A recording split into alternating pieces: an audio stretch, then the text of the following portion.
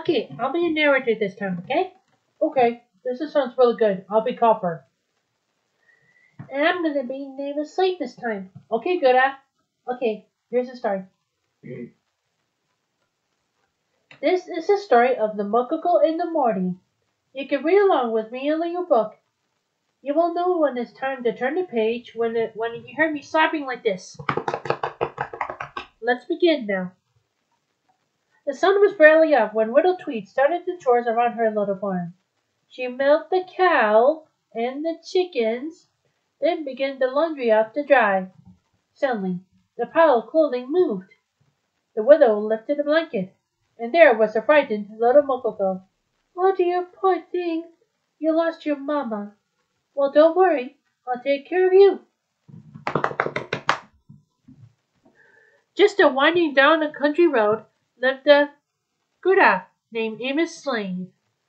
One day she came home with a surprise for her this chief. It was a Mori Calliope named Copper. Haha, he's just a little. Oh, sorry, I didn't mean to say that. It's okay, Mori. Ahem. It's just a little now, Chief. She'll grow.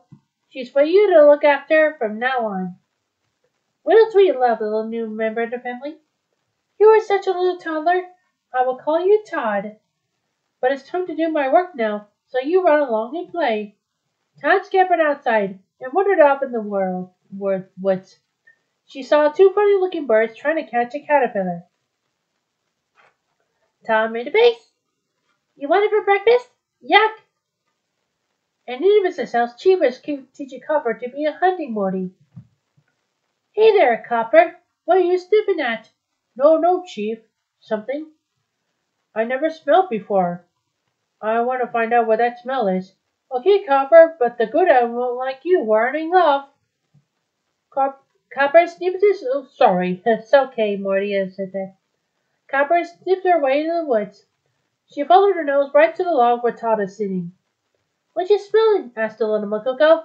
I don't know yet. Why, it's you. What did you do that for? I suppose when you do that, you find out what's been tracking. Oops, I didn't do that. You couldn't say that. Sorry. I'm the Mococo. My name's Todd. What's your name? My name's Copper. I am Mori Calliope. Gee, I bet you're good playing hide and seek. Want to try, Copper? Todd bounded off as Copper began to count.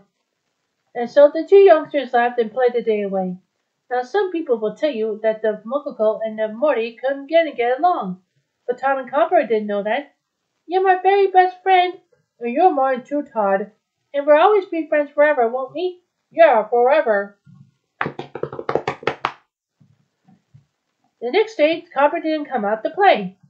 Todd found her tied into her bower house.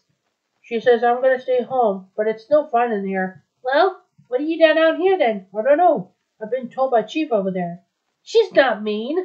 She's creepy. Todd cramped into Chief's barrel. Gee Louise, was she ever big? Wow, look at those teeth. Oh, don't go in there! Suddenly, Chief's eyes popped open. The Mococo! Chief charged after Todd, scattering chickens in every direction. Amos Slade was so angry that she stormed over to Little Tweet's house. Your thief of Mococo was after my chickens. I don't believe it. Todd won't hurt a thing. If I catch her at my place again, I'll blast her. When the cold winds begin to blow, Amos loaded her traps and gun into her truck. Heh. Well, Copper, old Chief and I will teach you all about hunting. Ooh! Over the long winter, Copper moved big and strong. She loved hunting, and no time at all she sniffed out animal tracks, even in deep snow. Soon spring came again. Copper, Chief, and Amos chucked back down winding country road and toward home. Todd was glad to see her old friend returning. Uncle C. Copper sang after Chief and Amos were asleep. Copper! Psst. Hey, Copper! It's me, Todd. Hi, Todd. Gee, it's great to see you. But you shouldn't be here. If she wakes up, we'll both be in trouble. I just wanted to know we're still friends. Todd, those days are over. I'm a hunting Gura Mori now. Sorry, I didn't say Gura. Just then, Chief woke up. It's that Mococo again! Todd opened yard and hid in the woodpile. She shivered as she saw Chief and Amos run fast. After him, girl! Don't let her get away! Copper's keen nails were led her right to the woodpile. Huh. Todd, I don't want to see you get hurt. I will let you go this one time. Todd escaped by running across a high railroad trestle, but there, blocking her path, was Chief. At that moment, a speeding train ran on the blocks. Todd blocked it between the railroads, but Chief was bumped up the tracks. She tumbled down the steep cliff to the river below.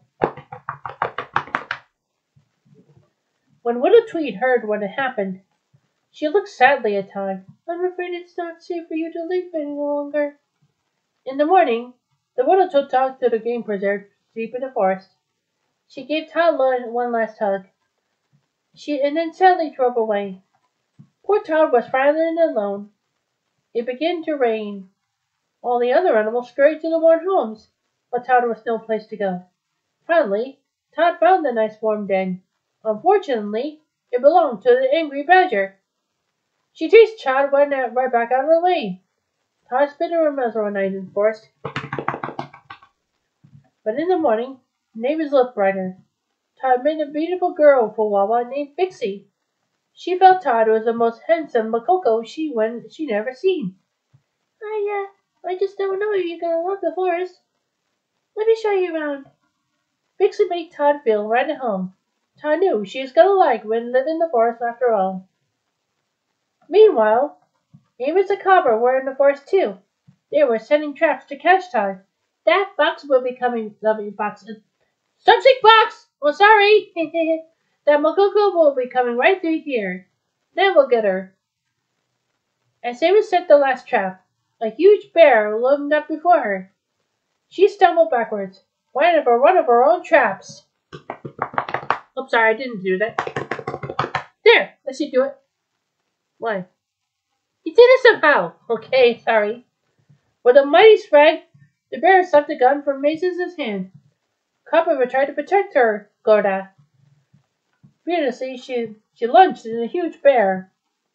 A single powerful blow, Copper was knocked to the ground. Todd heard Copper's howl and ran to help her childhood friend. Leaping on the bear's back, she bit and scratched wildly.